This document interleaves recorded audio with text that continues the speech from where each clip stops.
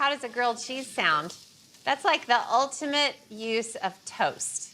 A grilled cheese is, by its very nature, toasted. So I'm going to really up the ante and make a French onion grilled cheese sandwich, you guys. Just wait. You're gonna wanna leap through the TV and eat this sandwich.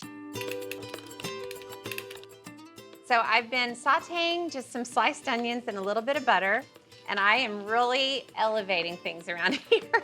I'm using a tablespoon of French onion soup mix, which you don't have to use, but it just really ups that onion flavor of the onions. So then I'm gonna add some thyme, which actually is elevating things. And then I'm gonna stir this around and let that onion soup mix kind of coat the onions. And then, since I added the onion soup mix, I'm gonna add a couple tablespoons of water. But boy, oh boy, you know how deeply flavored that French onion soup mix is? It's just like kapow. So just imagine what it's gonna do to these onions. Okay, looking good so far. So I'm gonna turn the heat down and just let these onions cook for about 5 minutes. And then I'm gonna build the most beautiful sandwich you have ever seen. Okay, Paigey, look at these onions. Wow. Ooh, they look so good. All right, the onions are ready, so I'm gonna turn off the heat, and I'm gonna grab a second skillet and turn the heat on. I'm gonna cook the sandwiches in the second skillet. So, sourdough bread, you can use any kind of bread you want, and I'm gonna do a generous squirt of Dijon mustard. I was in my late 30s when I realized the importance of spreading bread with Dijon mustard before you make any kind of grilled cheese sandwich. I'm telling you, it is the secret. So now I am going to add the cheese. I've got Gruyere, and I'm gonna split it between the two sandwiches. And the Gruyere obviously is a nod to French onion soup. That's usually the cheese that they melt on top. And then grated cheddar. And then come the onions. Oh, baby. Look at this. Will you take a look at this? Will you take a look at it? And then the rest of the onions on the second sandwich. Wow. And you can build this in any order you want. It's all gonna mush together in a delightful grilled cheese. Crispy canned fried onions. Just say you have onions coming from two different directions, and they add crunch, and they add sort of like vintage charm to your sandwich. I'm a believer, what can I say? All right, and then I'm gonna put the lids on. This reminds me of when I was a little girl and I would put potato chips in all my sandwiches and I'd go. So butter into the skillet. Okay, when the butter's melted, just want to transfer the sandwiches over without disturbing the piece too much.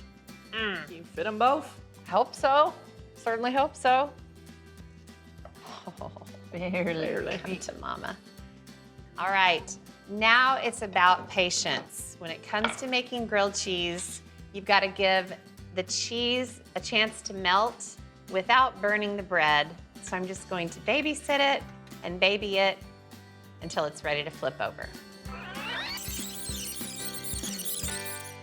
Okay, the first side is pretty much perfect. So I'm gonna flip. Ready? 1, 2, 3. Oh gosh, that looks good. Thank you for the reaction, you guys. Flip cam. I appreciate the affirmation. And then flip the second one. Whoa. Ooh, look how golden. Look how crisp. Look how toasty. All right, now I'm gonna let the second side cook just like the first. I believe the sandwiches are perfect. We'll find out when we cut into them. Look. Oh my gosh. French onion soup, grilled cheese. What is this world coming to? That was a rhetorical question. All right, so you can just put them on a plate and fling them at your loved ones, or You can cut them in half, which is what I choose to do because I want to show you the inside of this beautiful, beautiful creation. Yeah, look at the onions right there and the cheese. You can add more cheese, but I really want the onions to be the star of the show. Cut the second one. Holy mackerel. That is one amazing grilled cheese. Look at the goo. Look at the ooh and the goo. Go in the go. I love it. All right, make this for your family. Not tomorrow, not tonight, right now. That's how good it is. Get ready, take a moment, take a breath. Chicken pot pie toast. What? Exactly. Everyone loves chicken pot pie, and this is sort of the chicken pot pie filling served on a crispy brioche toast, and I haven't been this excited about a recipe since 10 minutes ago. So I'm basically making the chicken pot pie filling, and I started by adding onion, carrots, and celery to a pot with plenty of butter. What's that called? Mirepoix. Mirepoix. I'm gonna stir this around and cook it really quickly for about 2 minutes, and then I'll move forward with the lusciousness. All right, the veggies have been cooking for a couple minutes, so I'm gonna strip the leaves off of some fresh thyme. You can just throw the stalks in there if you want to, the stems. And then I'll give it a quick stir. And now I'm going to sprinkle some flour over, and it will serve to thicken the sauce.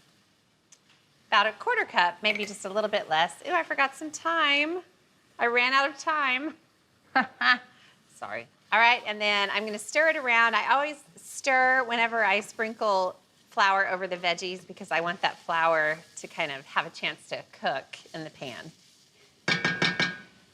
I'm also gonna add a pinch. I'm scared to sprinkle just a little bit of turmeric. I'm really adding the turmeric to give the sauce a little bit of golden color. It does add a tiny bit of that yummy turmeric flavor, but I love to put it in my chicken pot pie filling. All right. Next comes the liquid in the form of low sodium chicken broth, and it's gonna combine with the flour in there and start to thicken the sauce. And I want this to be a creamy chicken pot pie filling, so I'm gonna add a little bit of cream,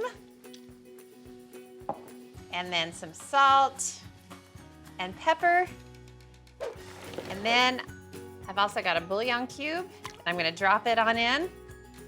Now I'm just gonna let this cook for about 10 minutes until it's nice and thick and luscious and perfect. All right, Alex, get in here and look at the magic that has unfolded in this pot. Woo! But wait, where's the chicken? Here's the chicken. You can start from scratch and boil a chicken and debone it and take the meat off of the bones and all that junk, or you can use a rotisserie chicken from the supermarket, shred it, and not have any cleanup from the chicken itself. But look, now it's chicken pot pie filling. Wow. Magic. And then, of course, I like to add green peas because all the chicken pot pies I ate growing up had green peas in them. And I want to go back to the 70s when life was simpler. So whenever I see peas, I think of a simpler time. Of course, my clothes weren't as cute as they are now. You romanticize the 70s so much. I love the 70s. Oh, can I get an amen? Okay, the filling is done. So I want to show you what this whole toast concept is all about. So I've got a little plate. I've got a beautiful piece of toasted brioche, which is a delightful, delicious bread. And then I'll use a ladle. And then this is how you make chicken pot pie toast. It's almost kind of like chipped beef on toast, which you guys would know nothing about because speaking of generations, Oh my God. they don't serve it anymore, but chipped beef on toast was like a thing. I remember eating it in my third grade cafeteria. Okay, ready? Chives, just to elevate things. What do you think? It's like a deconstructed chicken pot pie. It looks amazing. Chicken pot pie toast.